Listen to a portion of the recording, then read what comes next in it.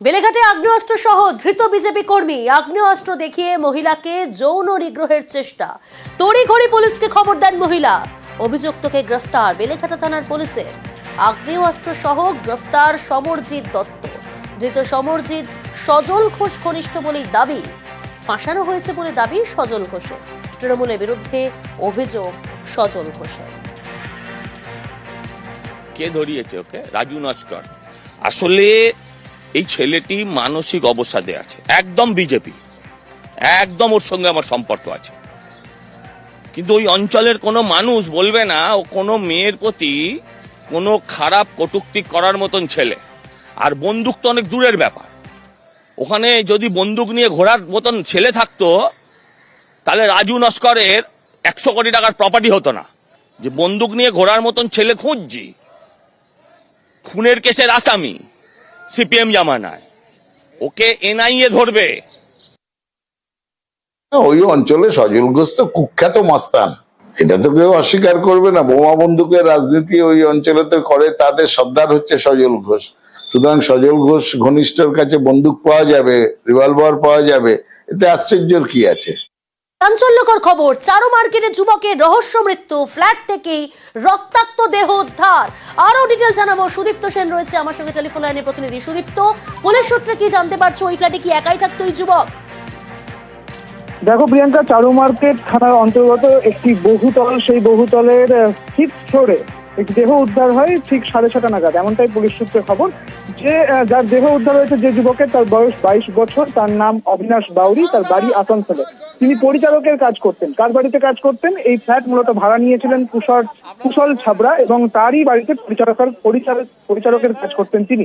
এবং যেটা জানা যায় যে তার মালিক অর্থাৎ কুশল ছাবড়া, তিনি বলেন তার ড্রাইভারকে যে রান্না হয়েছে বাড়িতে, সে রান্না আনার জন্য। ড্রাইভার আসে এবং দরজায় নক করে, যখন দরজা খোলা হচ্ছিল না তখন তিনি নিচে নেমে আসেন এবং বহুতলের কেয়ারটেকারকে বলেন।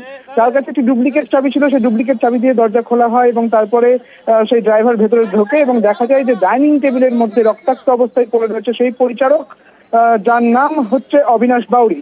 এবং তারপরেই কিন্তু পুলিশের কাছে খবর যায় এবং এরপরে ডগ স্কোয়াড আসে এবং এখানে চারু মার্কেট থানার পুলিশ বিষয়টি তদন্ত করছে।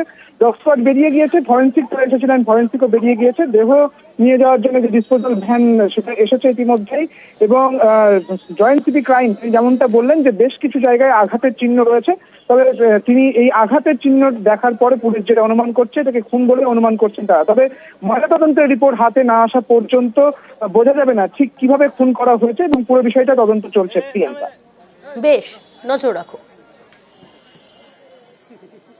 সিসিটিভি ফুটেজ কি পাওয়া গেছে ওটা এই মুহূর্তে বলতে পারবো না। ওটা যদি কিছু থাকে, এখন ইনভেস্টিগেশনের পার্ট আছে। হ্যাঁ, ইনজুরি দেখে যে প্রাইম অফিসাই এটা মার্ডার মনে হচ্ছে। কোথায় কোথায় ইনজুরি আছে আমাদের ইনকোয়েস্ট হবে, পিএম হবে, তারপরে বলতে পারবো আমি। বাট প্রাইম অফিসাই আমরা যে বলছি কি হোমিসাইডাল ইনজুরি আছে। ওটা ইন্টারনাল ইনভেস্টিগেশনের ব্যাপার আছে, still it is going on. তো after some time will be able to say. সামনে ঈদ এবং রামনবমী, আর ঈদ রামনবমীতে সতর্ক রাজ্য পুলিশ। কোনো প্ররোচনায় পা না দেওয়ার পরামর্শ, উস্কানিতে কড়া ব্যবস্থার হুঁশিয়ারি, বার্তায় রিজি আইন শৃঙ্খলা জাভেদ শামীমের।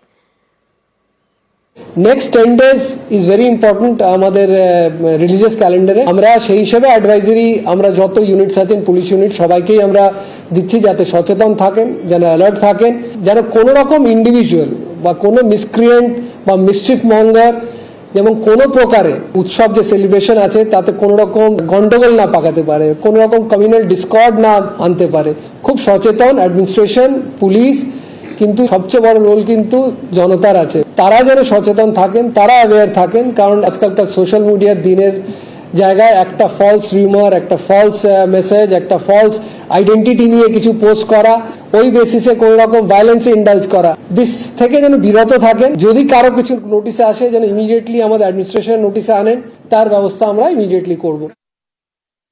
কোনো গুজবে কান না দেওয়ার বার্তা কলকাতা পুলিশ কমিশনারেরও। We ensure that general participants যারা রামনবমীতে যাবেন ওদের কোনো রকম কোনো অসুবিধা না হয়। নিশ্চয়ই যারা অশান্তি ছড়ানোর চেষ্টা করবেন ওদের এগেনস্ট লফুল স্ট্রংগেস্ট অ্যাকশন নেওয়া হবে। সবারই কাছে আবেদন থাকবে কোনো রিউমার্সে কেউ পা দেবে না, সোশ্যাল মিডিয়া বা বিভিন্ন প্ল্যাটফর্মে যা বলা হচ্ছে কতটা সত্যি আছে কতটা মিথ্যা আছে, যে নিয়ারেস্ট লোকাল পুলিশ স্টেশন আছে বা পুলিশ অফিসার যারা আছেন ওদের কাছ থেকে ভেরিফাই করে নেওয়া ভালো। We will ensure that enough security arrangements are made. রামনবমীতে অশান্তির চেষ্টা, হাওড়ার শ্যামপুরে অশান্তির ছক, দুজনের বিরুদ্ধে এফআইআর পুলিশের, থানায় ডেকে দুজনকে জিজ্ঞাসাবাদ।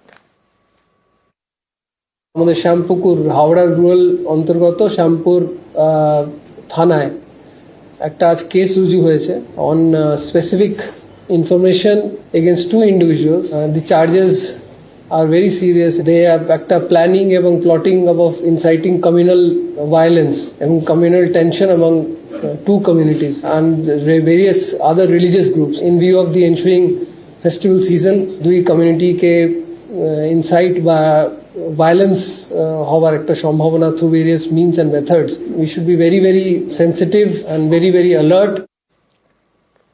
26-এর ভোটে মেরুকরণের রাজনীতি, হিন্দু ভোটে শান দিয়ে এই ক্যাম্পেইন বিজেপির। বিজেপিকে পাল্টা তোপ তৃণমূলের, হিন্দুদের দলে টানার চেষ্টা, অনধিকার চর্চা বলেই তোপ বিজেপিকে, তোপ তৃণমূল কংগ্রেসের। কেউ সেফ না।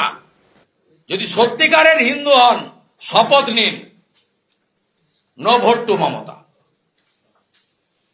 আমি বিজেপিকে ভোট দিতে বলবো, আপনার পছন্দ না হয় আপনি আর দেবেন না, কিন্তু মমতা ব্যানার্জিকে ভোট দেওয়া যাবে না। যদি প্রকৃত হিন্দু হন, ঐক্যবদ্ধ হন, no vote to Mamata, only one slogan. হিন্দুদের উপর ওদের কি বিশেষ অধিকার?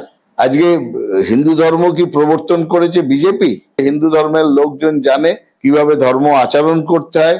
এর জন্য শুভেন্দু অধিকারী, সুকান্ত মজুমদারদের কাছ থেকে জ্ঞান নিতে হবে না। সাধারণ মানুষের সমর্থন না পেয়ে দিশেহারা হয়ে গিয়ে শুধু এখন ধর্ম ধর্ম ধর্ম করে জলটা ঘোলা করার চেষ্টা করছে। আজব কাণ্ড, একেবারে অদ্ভুত ঘটনা। স্বামী এবং স্ত্রী দুজনেই HIV আক্রান্ত, একথা জানাজানি হতেই একঘরে করে দেওয়া হয়েছে গোটা পরিবারটিকে। দম্পতির সন্তানকেও ঢুকতে দেওয়া হচ্ছে না স্কুলে। চাঞ্চল্যকর অভিযোগ হুগলির গোঘাটে।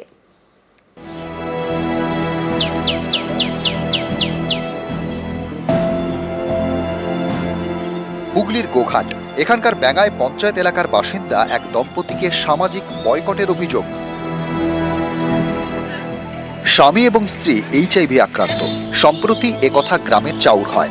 এরপর থেকে বিপত্তি শুরু। অভিযোগ, দম্পতি এবং তার পরিবারকে একঘরে করে দেন স্থানীয়রা। তাদের কেউ টোটো বা অটোয় তুলতে চান না, এমনকি তারা যে পুকুর ব্যবহার করেন সেই পুকুরেও কেউ নামেন না।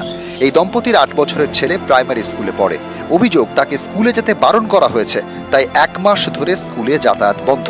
এতে অসহায় দম্পতির পরিবার। তারা চাইছেন এই সমস্যার সমাধান করুক প্রশাসন। HIV পজিটিভের কথাটি কিছু লোক জানতে পেরে যায় এবং সেইটা নিয়ে আমাদেরকে নানান দিক থেকে সামাজিকভাবে নির্যাতন করছে, অপমান করছে, বয়কট করছে। বিশেষ করে এখন সমস্যা হচ্ছে আমাদের ওই ভাইপো, তার স্কুলটি নাকি 1 মাস যাবৎ বন্ধ করে দিয়েছে হেড দিদিমণি বা অন্যান্য সহ শিক্ষক শিক্ষিকাদের।